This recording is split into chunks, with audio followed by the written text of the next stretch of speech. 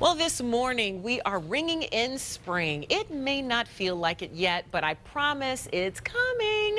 Plus, Earth Day is Friday, Arbor Day is next week, so we've got to at least find a little green in our lives, right? So back with us this morning once again to give us some tips on how to have a garden of your own, no matter how little space you've got, is gardening expert and the creator of the Casual Gardener blog, Shawna Coronado. Hello, once again. Spring. Okay, I love that my favorite thing from the last segment is still here because I think I'm going to get these for my balcony. But for those of us who live in the city, though, Shawna, it's a pretty big deal to have a garden of any kind, no matter how little, right? Absolutely. The woolly pocket is a perfect example because you can hang them right on your balcony, easy peasy, and it's made out of recycled material. Which we love. love. Yes. And so, but you brought a window box here that's a little more of the traditional kind to kind of show us how to put it all together. So what are the steps? What, like, how do I do it? 1, 2, 3, easy peasy. Easy peasy. All you do is you get container soil, and you can get that from the store, no problem. Okay. If you want, you could mix some compost with it to help hold moisture. Okay. You throw Can it I buy in the there. compost too? Is that something I got to borrow from my friends who do the composting? Absolutely. Okay. It's a great idea. All right. And you throw it in here, and then you pull out the plants. Now, let me tell you, the #1 mistake that people make when they're getting things, they forget to read the tag. Right? The tag. It's Nobody so ever reads the. If you don't read the direction to set up your electronics, you're not going to do it with plants You're either. in big trouble. Okay. Here's the story. Full sun means that you have full sun. Part shade means you have part shade and shade. So you want to buy the right plant for your conditions. Got it. And that'll help guarantee success. So that's the second step. Then all you do, and this is easy, is you pull these out. This happens to be an herb called society garlic. I have the tag on. And you can see this is a little root bound, so I like to loosen the roots a bit. And by root bound, you mean it's just a whole lot more roots than you see more roots than dirt. Okay. So you loosen it up a little bit. Now, you know what? I want to backtrack just a second. Okay. In here, how much do you put in before you start putting in the plants? Here's the secret. You want the plant to end up level, the top of the plant, the bottom of the plant there to end up level with the top. Got it. So you put enough down there to boost it up. Okay, cool. And then because you got to throw talk it to in me there. like I'm stupid sometimes.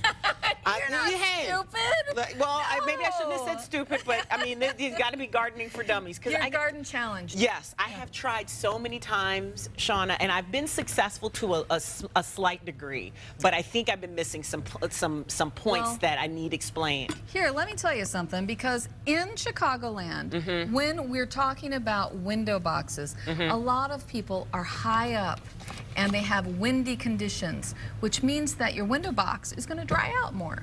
Okay. So keep it moist, keep it watered regularly. All right.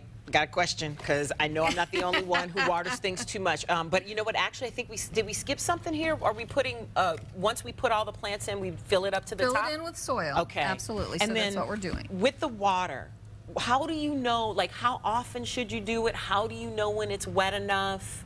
There's a really easy way to tell. Okay. You have a finger. I have a finger. Everybody and see my put finger. it in the soil. If the soil feels dry as dust, it's time to water. Okay. And if the instructions on your tag say it needs moisture, then you know you'll have to keep it moister than a desert. Right? So you water more frequently. So I stick my finger in every day. Yeah, and you check it out. And you see how damp it is or how dry it is. Okay, and if my finger comes back wet, I don't do it. Exactly. And if it doesn't come back wet, I do it. Okay, cool. Shawna's easy guide. Got it. All right, now what about mixing? Because I noticed you said these are herbs, and then I see, I think, lettuce over there. Lettuce? Let me tell you. I can put vegetables with my flowers? You can, and the thing is that in a down economy right now, we're all hungry. It's expensive. It's so expensive. It's cheap to grow your own food. You could have an entire balcony filled with vegetables. And this is lettuce. And lettuce grows in shade as well as in sun. Okay, so we could do it for anything. anything. For a balcony. Real quick, last tip. You told me this was a self-watering container. That could be a solution for me. How does that work?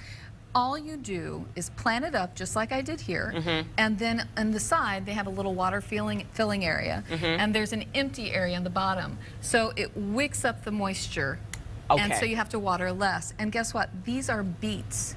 get beets. out. So you put Yes, flowers with the beets and it waters itself. I Look think how that's pretty. the one for me. This, Terrific. if I could get this in the self-watering thing, I'd be perfect. We're going to work that out. Thank We're you gonna have so to. much, Shawna. Absolutely. We appreciate it. And if you need any other tips and for more information on all these products that she showed us today, and also in the 6 o'clock hour, we have a link on her to her website on ourswciu.com/you-and-me. Thanks Thank again. you. Much appreciated. You got to come back and teach me some more. I will. I'm going to have green thumbs this summer.